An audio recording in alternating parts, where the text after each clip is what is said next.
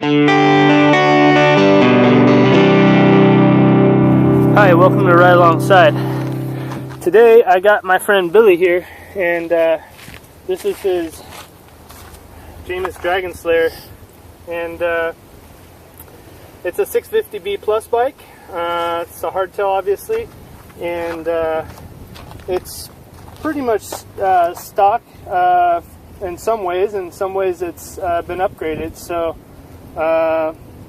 Billy, tell us a little bit about your bike and kind of where it fits into your quiver and what you've upgraded. Yeah, so this is a sport version of the bike, and I changed out the group set, so I've got XT everything on there.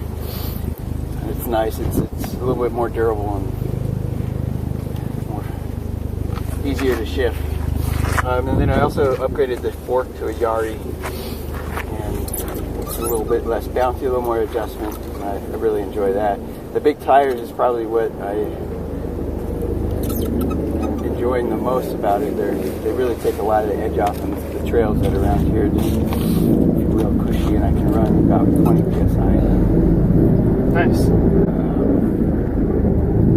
Now this has the steel frame. I see the Reynolds 520 chromoly frame. Was that deciding factor for you, or? Yeah. So going down some of this stuff, it feels like an old BMX bike. You know, yeah. Just kind of throw it around. That was one of the things I really liked about the Jamis Dragonslayer. Not a whole lot of steel plus bikes out there. I had to choose from. And then the sport coloring on it is a lot better than the pro version as well. Yeah. They had like a red and a purple. I really like the blue. Yeah, it really does have kind of that old BMX feel, you know, almost like a 80s or 90s kind of, I don't know, feel to it back when we first started riding. It's got 3 different bottle mounts too, and this one's got 3 positions. I can raise it up, or if I wanted. And then there's seat stay. And yeah, you've obviously got it set up for some kind of light bike packing with the half frame bag, but you're showing me how this Blackburn bag kind of can become a full triangle frame bag as well. It fits perfectly. It gives it a large size. The bike itself is also large. It's a large, yeah. 19-inch. Nice. Yeah, I like how they use like Ritchie components, which you don't see a whole lot of. I've always been a fan of. And then WTB kind of everywhere else, it seems like. WTB scraper rims with the WTB, what are these, Trail Boss tires? Yep. And I really like the Trail Boss pattern. I think it's a great kind of chunky, but yet, you know, almost like a in between real chunk and micro knobby kind of tires.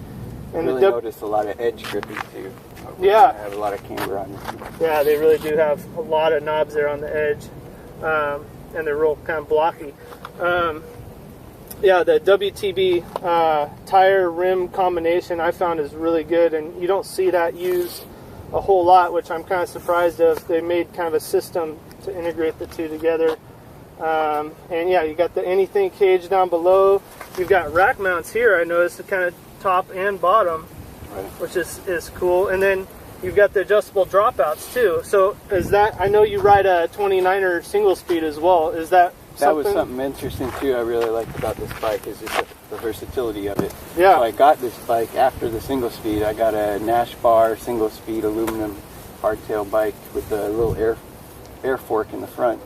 Yeah. And I really enjoyed riding it, especially on most of the trails out here. And so I wanted something with a little bit better, some bigger tires, but I still had that single speed option with this guy.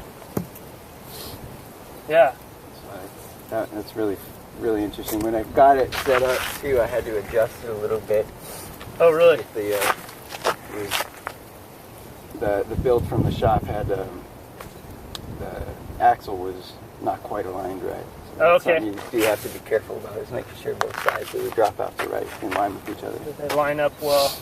Yeah, and that's something I was going to ask about. It looks like the rear brake is mounted to the dropout that slides, so you don't have an issue there with getting the brake to really line up with the dropout, which is nice. Did it come with the XT brakes, or is that something that you upgraded as well? Yeah, so it came, the sport version came with the SRAM NX1 group set. All the way around, brakes and everything. Around, brakes and everything. Okay. Right. Nice. So you have an Ellsworth 26-inch full suspension bike, correct? Right. Yeah, it's a 2014 Ellsworth. So it's got a lot of bounciness in the back. It can really take a lot of abuse on the downhills, and that's really what I got it for. But then I realized that I don't really do that kind of riding very often, especially around here. I'm a lot better at climbing, longer distance, cross-country style riding, and that's, I think, why I like the hardtail single speed so much. And this is kind of, you know, kind of in between the two, I'd say. Yeah. So I'm obviously a big fan of plus bikes. I mean, you know that. Everybody that rides with me knows I kind of have a thing for plus bikes. But why didn't you go with like a 29er or a regular 650V bike for this build?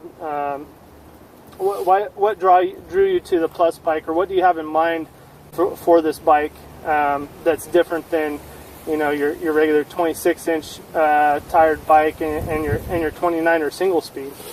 So honestly, probably just like I said, the versatility of it. I can go single speed. I can put regular 29-inch wheels in here with it's got boost spacing. Yep. And I could go 27.5 in here too without the plus. So it's really the versatility of the bike that I wanted. The flexibility of being able to kind of build it up how I want and change things out. Okay, so you're not stuck with it even if you don't like it, right? Yeah. So I thought that was another reason why I wanted a color frame that I want. Better color. That's nice. Well, Billy, I think that sums it up pretty good. Anything you can say to anybody who's looking at this model of bike, the Dragonslayer from Jamis? No, Jamis is a good bike. They've been around for a long time, and they've always kind of had that price point that I really like. They're inexpensive, good build bikes.